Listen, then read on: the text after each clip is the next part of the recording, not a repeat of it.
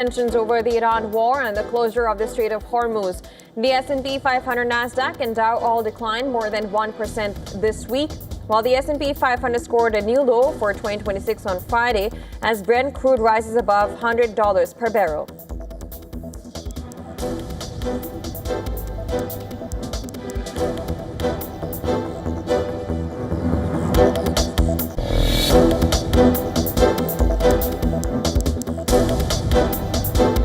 The Bahrain and Saudi Arabia Formula One Grand Prix scheduled for next month are said to be cancelled as a result of the war. Reports say a formal decision has not yet been made but is expected soon.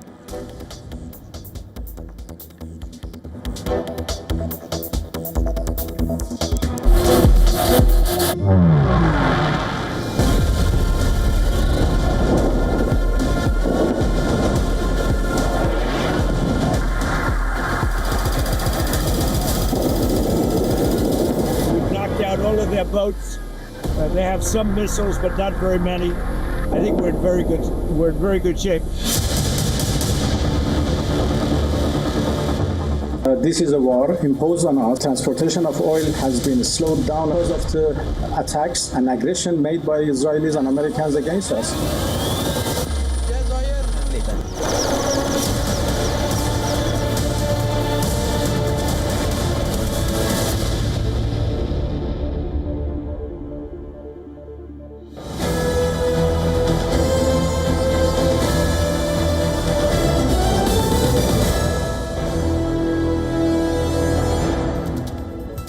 All right, we begin with some breaking news just coming in. Iran has issued a stark warning to U.S. and Israel against targeting its oil and energy infrastructure. According to Iranian media, Iran's Armed Forces Unified Command has said that any attack on country's oil and energy infrastructure will lead to attacks on energy infrastructure owned by oil companies cooperating with the U.S. in the region. Iran's Khatam al-Anbiya central headquarters issued a stark warning against any hostile military moves targeting the nation's vital ports and energy infrastructure. Now, in a statement, it declared, and I'm quoting here, "We will turn the region's oil and gas to flames with the slightest attack on Iran's energy infrastructure and ports." Now, this warning comes as U.S. President Donald Trump says that U.S. have bombed every military target on Iran's Kharg Island. The U.S. president has said he stopped short of bombing the oil infrastructure on the island. He, however, warned that he could reconsider this if Iran or anyone else decides to interfere with the free and safe passage of ships through the Strait of Hormuz. And now, in a post earlier on Truth Social, Trump had termed the island as the crown jewel of Iran, saying that he's stopped short of bombing the oil infrastructure on the island. Now, he, however, has warned that he can't consider this if Iran or anyone else decides to interfere with the free and safe passage of ships through the Strait of Hormuz.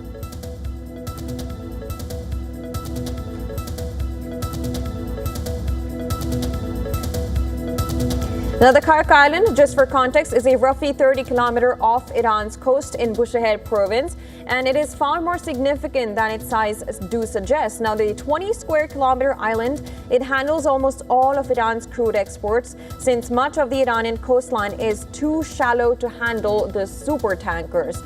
And with maritime traffic in the Strait of Hormuz and oil prices spiking, Trump has now assured that U.S. Navy will soon begin escorting tankers through the Gulf critical Strait of Hormuz, although he has refrained from giving a timeline for the same.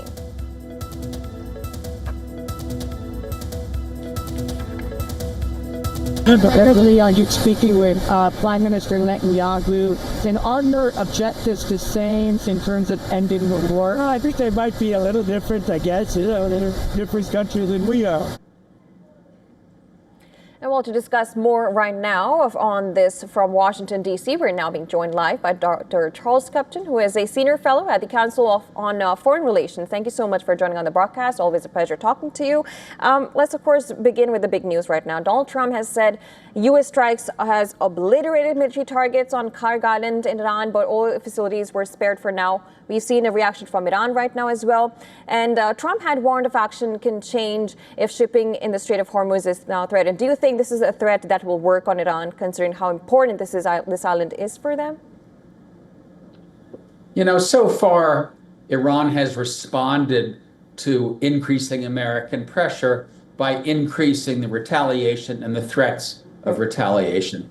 I think that the strike against Kharg Island is an important move by the United States. We are also hearing that there are around 2,000 Marines that are deploying from Okinawa to the Middle East. My guess is that their mission, if the war is still going on a week from now, will be to take control of Kharg Island, because that would in some ways pose a direct threat to Iran's economic lifeline. On the other hand, the Iranians are saying, as you just said, you do that, we're going to go after your oil installations. We're going to up the ante. We're going to mine the Strait of Hormuz. So right now we're in a tit-for-tat game of escalation. I think the United States and Israel have the upper hand in military terms, but Iran thus far has proven to be, I think, a much tougher target than Donald Trump had expected. You mentioned Okinawa, and I'll come to that. But before this, how do you assess this decision by Trump? Because we know in the history that during the 1970 Iranian hostage, Jimmy Carter, the president then, did not take any action. Even after that, Ronald Reagan also did not. He took an aggressive approach, but did not touch Kharg Island. How do you assess Trump's move on this Kharg Island right now? Well, you know, I think that the Trump administration is feeling its way forward. I do think that Donald Trump wants this to be a shorter war because he did come into office saying no more forever wars in the Middle East. Now he has gotten the country into a very significant war. And I do think he's going to be looking for some sort of off-ramp, not tonight, not tomorrow, but within the next 3 or 4 weeks. And so I see Trump's move as a way of trying to tighten the pressure on Iran, to say, okay, so far you've hit back at us, we're going to raise the ante. And I do think that you're going to see more and more punishing strikes from the United States and Israel. And that's because the more they are able to degrade the ballistic missile system, degrade the drone system, degrade command and control, the harder it will be for Iran to retaliate. We don't yet know how many missiles and how many drones Iran has left, but we do know that there has been a clear decline over the past week in Iran's ability to punch back. And while you say that, we have seen them being able to sustain it for so long. Do you think there is an underestimation of Iran's power at this moment with, of course, the new leader in right there? Of course, we have P-Tex that's saying that he has been injured, but we don't know more about that. But do you think there is an underestimation of Iran considering the fact that they have stretched this on for now 15 days? No question about that. I do think that the Trump administration dramatically underestimated Iran's ability, number one, to hang tough in the face of these attacks, and number two, to carry out a campaign of retaliation that is really going to the mat. This is full throttle. And I'm guessing, we don't know, but I do think that Trump expected the regime, having been weakened by the economic crisis, having been weakened by the crackdown on protesters. Several thousand, maybe as many as 20,000 Iranians were killed in the streets earlier this year. I think he thought this was a brittle regime, that air power would push it over the edge and the Iranian people would take to the streets and overthrow it. That hasn't happened. This is a very deep regime. It's a very wide regime. I think the prospect of regime change through this war is very unlikely. And as a consequence, the goal here has to be to convince the Iranian regime that it cannot win. And in reference to that, in an article, you have stated that Trump should aim to neutralize the Iran regime, not destroy it. In this context, as of now, what you mentioned, if you could just make us understand how does that happen in this situation where there's a full-blown war, and now we have Trump now targeting the Kharg Island? Yeah, I mean, I think that the United States learned the hard way that toppling regimes through force is very dangerous, because we toppled the Iraqi regime, we toppled the Afghan regime, we toppled the Libya regime, and what did we get? We got chaos. We got Islamic State. Okay, there seems to be some hindrance. Iran. Okay. That are inside the structure of the Islamic State, who decide that they are better off trying to cut some kind of deal with the Trump administration and then reconsolidating power, rebuilding the economy. And I do think that that's a deal that Trump will be willing to take as long as it puts real constraints on Iran's military capability, precisely because in domestic terms, in the terms of the price of oil, the disruption to the global economy, I don't think Trump can afford a long war. I don't think he wants a long war. And because you mentioned long war, of course, you also mentioned Okinawa, the Tripoli, USS Tripoli, that has been, according to PTEX, that he has allowed it to move from where it's literally entirely the other region. It's in Taiwan, between Taiwan and Philippines, and it will take approximately 2 weeks. Does it actually, indicate that this is going to be more than 2 weeks? Because even getting the Tripoli to West Asian region is going to take 2 weeks. Well, it may be that the movement of those troops, and it is a movement that has been broadcast publicly, is meant as a bargaining tool to say, our Marines are coming. If they get there, they are going to do things that you might not like, including taking control of Kharg Island. Whether this war is still going on 2 weeks from now, I think it's difficult to say. The Trump administration has also thought about arming proxies. There were reports of the U.S. talking to Kurds, both Iranian Kurds and Iraqi Kurds in Iraq, perhaps sending them in to the country to try to be the vanguard of some kind of rebellion against the regime. I think these are very dangerous ideas because it could potentially trigger a broader civil war. So at least for now, I do think the Trump administration is aiming to tame the regime, not topple the regime. And I think that is a wise course of action. When that taming comes, when we will see some sort of diplomatic breakthrough that would include the reopening of the Strait of Hormuz, which is a must-have for Donald Trump, at this point, very difficult to predict. And well, Trump has also flip-flopped on this. He claims that U.S. and Israel have won the war. He also said that they will continue to hit Iran very hard. Is that a tactic that he has, or he seems to have lost the sense of invisibility, and he realizes the cost of war at this moment? And again, we have very recent remarks on Trump saying that the objectives is different for U.S. and Israel. It seems like even the goal seems to be in oblivion. I think we're seeing two different characteristics of the Trump administration. One is Trump himself, and he is notoriously fickle. He changes his mind on tariffs. He changes his mind on immigration policy. He changes his mind on Cuba, and that's just Donald Trump. The other thing is that it's a very small group of people. There isn't a policy process. There aren't Iran experts that are feeding advice into the Oval Office.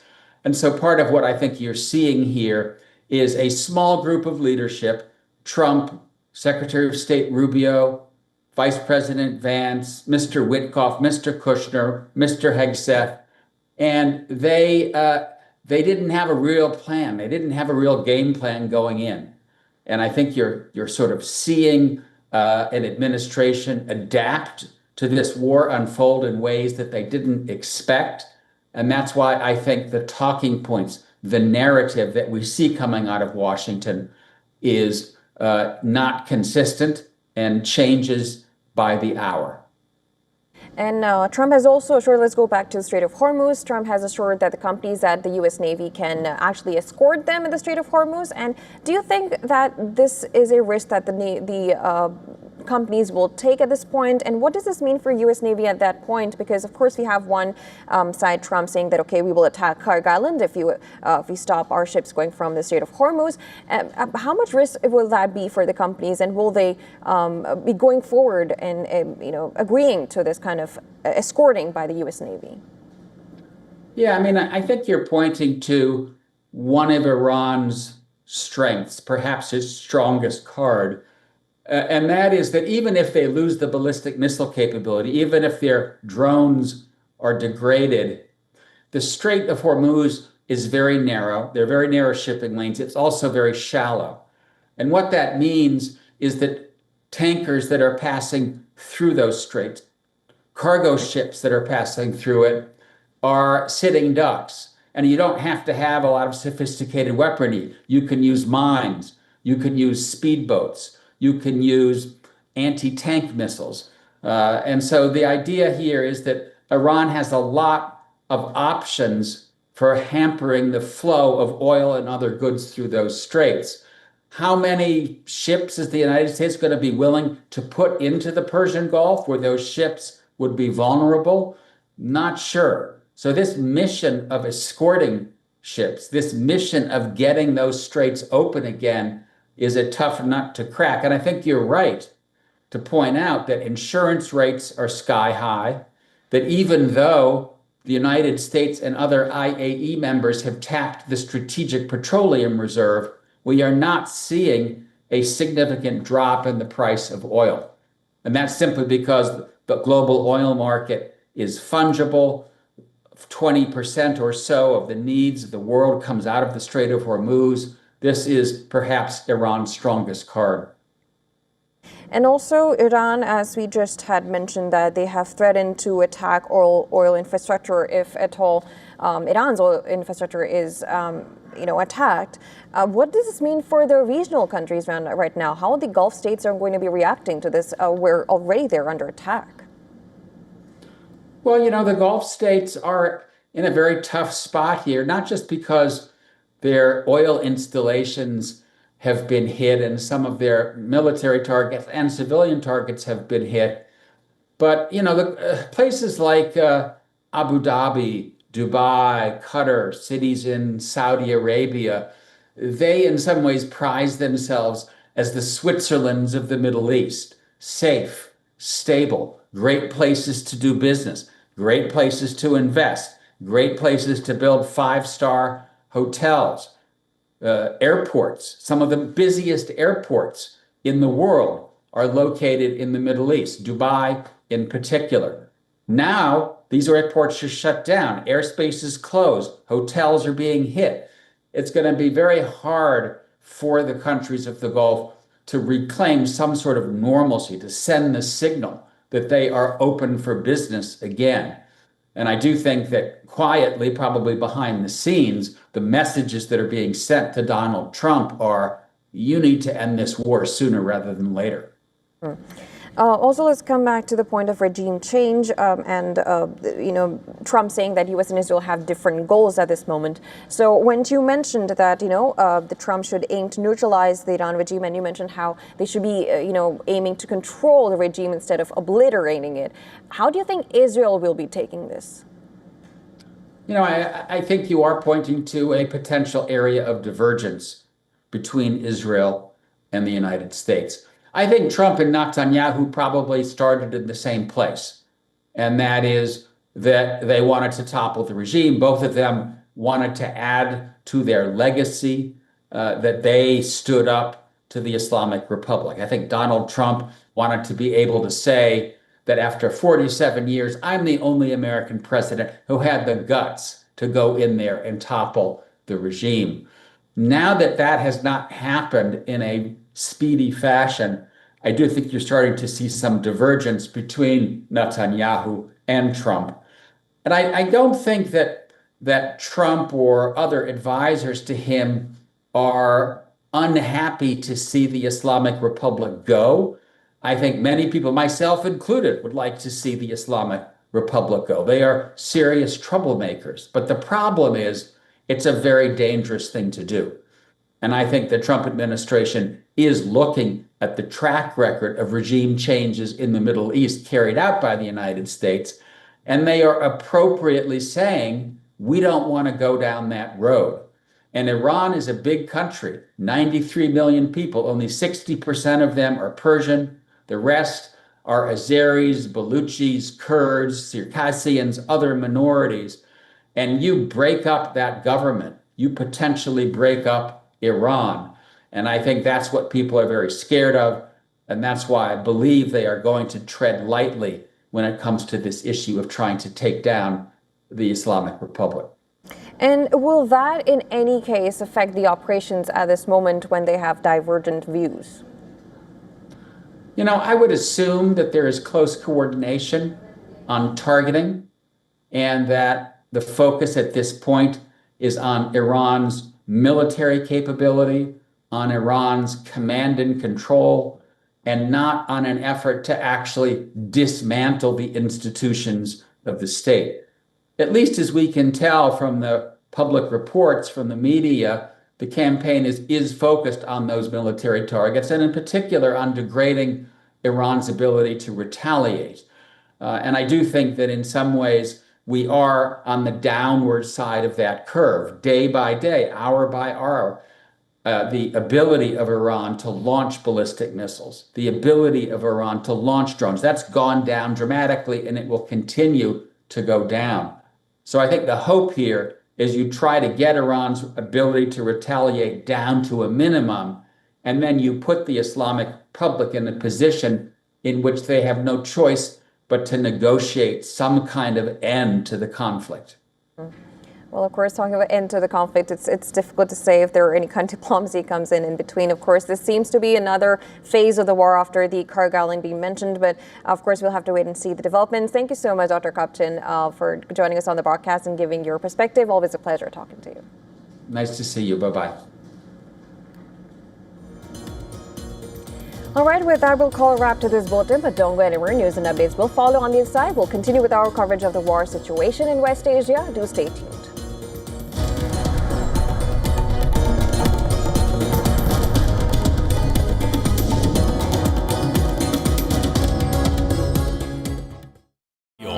India's Global Voice, the channel that brings you the biggest stories from across the world through India's lens.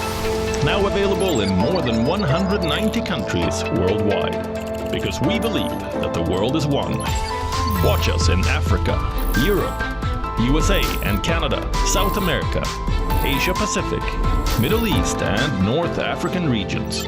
Also available on these digital platforms across the world. Wion. World is one. The problem with NATO is that In an ever-changing, fast-paced world, identifying the pulse of global happenings is important. Because it is the pulse that truly measures the real nature of world events. It monitors the shifting geopolitical landscapes and anticipates what lies ahead. At Wion World Pulse 2026, we tap into the heartbeat of events that matter to you and to the world. 7 pulsating themes, 100 plus thought leaders, 1 dynamic platform, Wion World Pulse. The rhythm of the new world order.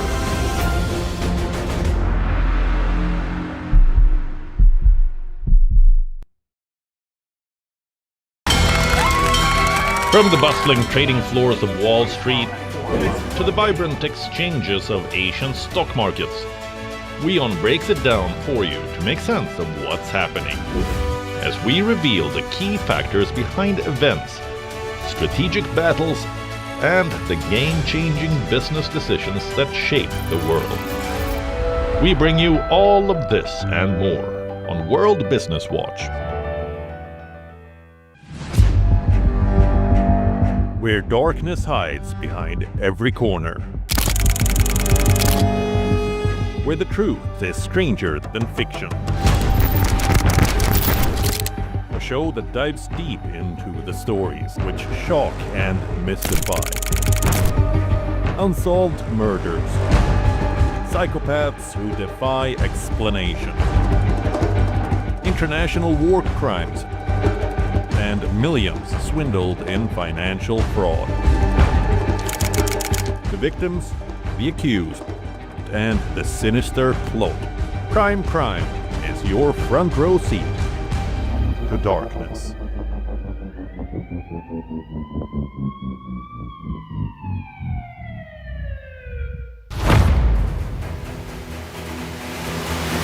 Get the latest updates. Destroy their Breaking missiles news. and raise their... Credible, clear, continuous. Experts across aisles. Diverse voices, one platform. Wion World is one.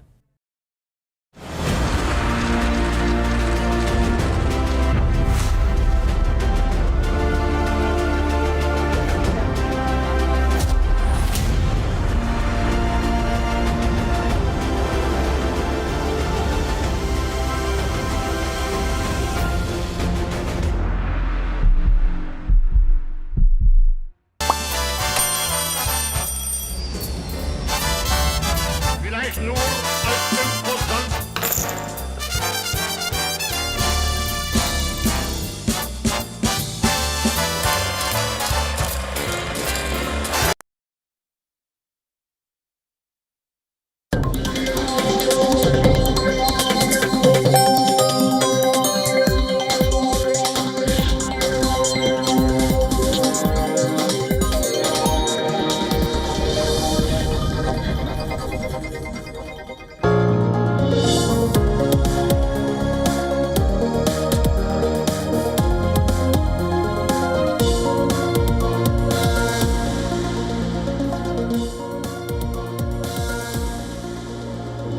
Welcome back. Thanks for staying with us. You're watching Wion World is One. I'm Jyotsna Kumar. Let's begin with the headlines.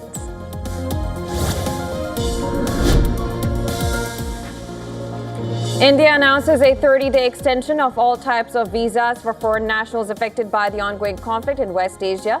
The Indian government also announced a waiver of a penalty for any overstay by affected foreign nationals.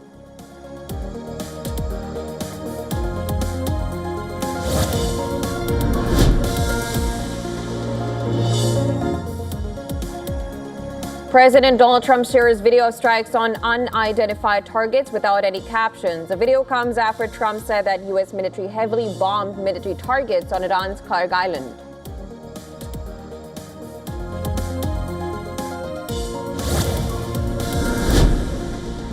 Iran issues warning against targeting its ports, oil, and energy infrastructure. And according to Iranian media, Iran's armed forces say any attack on country's oil and energy infrastructure will lead to attacks on energy infrastructure owned by oil companies cooperating with the U.S. in the region.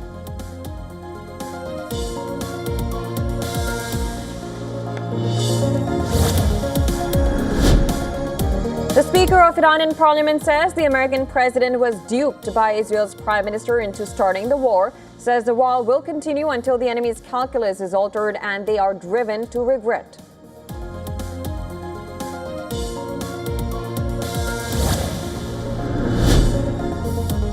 U.S. judge blocked Justice Department subpoena seeking Federal Reserve records in an investigation of Fed Chair Jerome Powell, citing a lack of evidence. The ruling said the probe appeared politically motivated, while prosecutors plan to appeal.